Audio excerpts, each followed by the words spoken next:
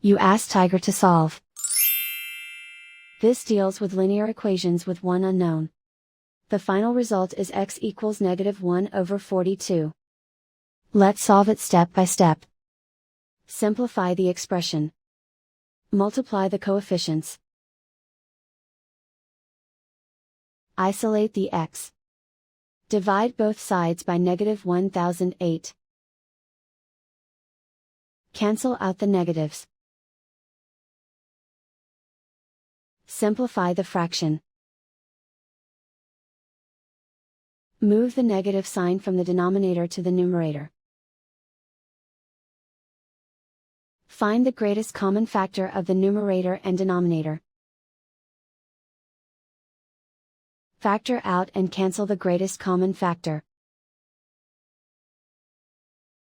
And so the final result is x equals -1/42.